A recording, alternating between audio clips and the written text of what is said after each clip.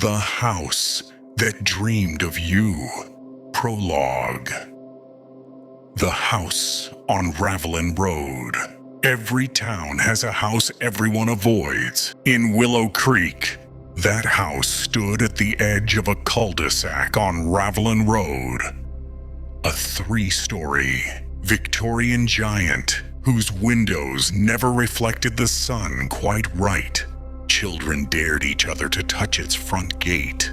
Adults whispered that if you stood too close, you could hear breathing behind the walls. No one lived there for nearly 50 years, until Hannah Marin decided to buy it. Chapter 1. The Dream. For 3 months before the purchase, Hannah dreamed of the same place. In her dream, she stood in a hallway lined with mirrors, all showing her sleeping body in bed. A voice whispered from behind the last mirror, "Wake up where you belong." When she finally saw the house listed for sale online, her stomach dropped. It was the one from her dreams. Same gables, same cracked porch, same arched third-floor window that looked like an open eye. The listing price was suspiciously low. She told herself it was fate. Chapter 2. The history. The realtor gave her a polite smile, but avoided eye contact. "It's been vacant since 1971, he said. The owner passed unexpectedly. Family never claimed the property. He didn't mention that 3 families had tried living there since then, each leaving within a month. The locals called it the house that dreams. They said it didn't like being forgotten." Chapter 3. The first night, Hannah moved in with 2 suitcases and her cat, Milo. Electricity worked, water ran cold. The house creaked like an old throat clearing itself. That night, while unpacking, she found an old photograph wedged inside a drawer. A woman sitting in the same hallway from her dream. Face blurred, eyes scratched out. The caption on the back read, "Don't let it remember you." At 3:11 a.m., Milo hissed toward the staircase. Hannah heard it too. A slow, rhythmic knock, knock, knock from upstairs. Chapter 4. The attic door. Morning revealed the sound's source. An attic door, chained shut from the outside. The padlock was rusted, but the chain was new. She tugged lightly. Something on the other side pulled back. She laughed nervously. Old houses settle, she told herself. But when she stepped away, she heard the faintest whisper through the keyhole. "Settle where you belong." Chapter 5. The Whisper Room. That evening, she explored the basement. Stone walls slick with moisture. In the far corner stood a small wooden chair facing the wall. On the wall above it, carved in shaky letters, "It learns your voice." She filmed everything on her phone for her small renovation vlog. When she replayed the clip later, her own voice answered itself. She said "creepy chair," and another voice, identical but deeper, replied, "Yes, creepy." Chapter 6. The man next door. Her neighbor, Mr. Dalka, a retired fire chief, warned her gently, "You shouldn't stay there alone." Why not? Because the house listens. And when it starts talking back, it means it remembers you. He refused to elaborate, only adding, "Don't sleep on the 3rd floor. No one ever does twice." That night, curiosity won. She brought her camera and flashlight up the narrow staircase. Chapter 7. The third floor. The air changed. Colder, heavier. The wallpaper rippled as if someone were breathing beneath it. In the middle of the hallway stood a mirror taller than she was. Its frame was carved with words in Latin. Somnium Domum, the dreaming house. She pointed her flashlight toward it. Her reflection blinked half a second late, then smiled, though she hadn't. She ran downstairs, leaving the light on. Chapter 8. The video. In the morning, she checked her camera. During the few seconds she turned it toward the mirror, the video glitched. A figure stood behind her reflection, tall, indistinct, its face a blur of static. She froze the frame. The shape's head was tilted, watching her.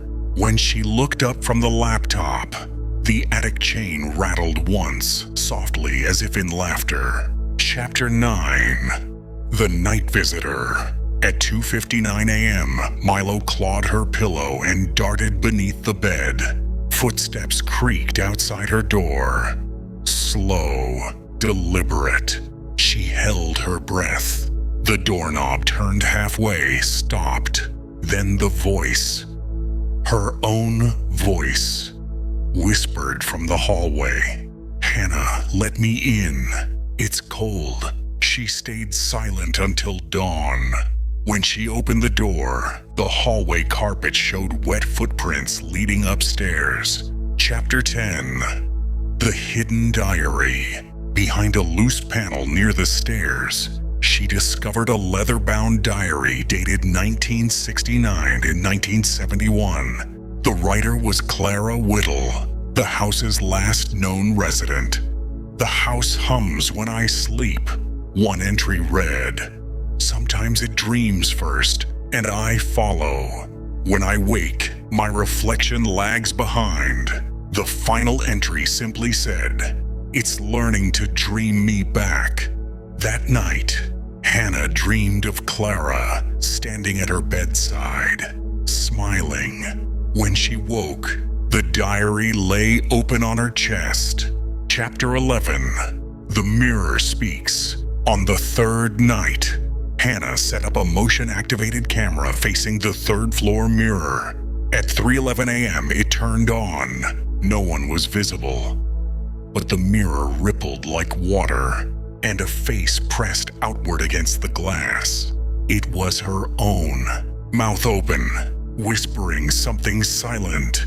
When she reviewed the footage later, the face mouthed one clear word: switch. Chapter 12. The Switch. Over the next days, reality began to tilt. Objects moved inches overnight. Milo refused to enter certain rooms. Sometimes Hannah caught glimpses of herself walking past doorways when she wasn't moving. Her reflection smiled at odd times. A fraction too wide, she tried leaving. But the front door, once easy to open, now refused. The handle turned endlessly, as if attached to nothing. Chapter 13. The Neighbor's Warning. Mr. Dalka knocked on her window one evening, urgent. "Have you heard it whisper your name yet?" "Yes." "Then it knows your shape. You have to burn something of yours before it finishes." He handed her a box of matches and left without another word. Inside the box was a note. "The house dreams you piece by piece. Feed it fire before it finishes your eyes." That night, her bathroom mirror fogged on its own. When she wiped it clear, her reflection had no eyes. Chapter 14. The Fire. Desperate, she gathered a lock of her own hair, the diary, and the old photograph. She set them in a metal bowl and struck a match. The moment the flame caught, the house shuddered. Every door slammed. From upstairs came a roar of wind, and through the ceiling, faintly, a woman screamed her name. The lights flickered violently. When the fire died, the air smelled of burnt salt, and behind her, the attic chain fell to the floor. Chapter 15. The door opens. The attic stairs waited like a throat. Every instinct begged her to run, but curiosity dragged her up. The door hung open, no longer locked. Inside, she found a single bed covered in dust and feathers. On the wall, hundreds of photographs. All of her, different angles, different times. Some taken before she'd even bought the house. In the center, pinned with a rusted nail, was a recent Polaroid. Her sleeping that very morning. Chapter 16. The breathing walls. The attic pulsed faintly with sound. A heartbeat buried in wood. When she touched the wall, it was warm. A voice murmured from within, half asleep. "You burned my dream." She stumbled back, knocking over a small table. On it sat a glass jar filled with ash and a human tooth. The voice sighed. "Now I'll use yours." The walls began to inhale. Chapter 17. The descent. She ran, tripping down the stairs, clutching her phone flashlight. Every picture frame on the walls now showed her face, twisted mid-scream. The staircase elongated, step after step without end. Her phone died. In the darkness, the whisper returned. "Switch. Wake up where you belong." She fell. Chapter 18. The second Hannah. When she opened her eyes, sunlight streamed through the windows. Everything seemed normal, neat, quiet. Her phone buzzed. A text from Mr. Dalka. "Did you make it out?" She smiled, typed back, "Yes, thank you." Then she noticed Milo. The cat sat motionless at the edge of the bed, staring at her, growling, backing away. In the mirror, her reflection didn't type. It just watched and slowly mouthed, "Not yet."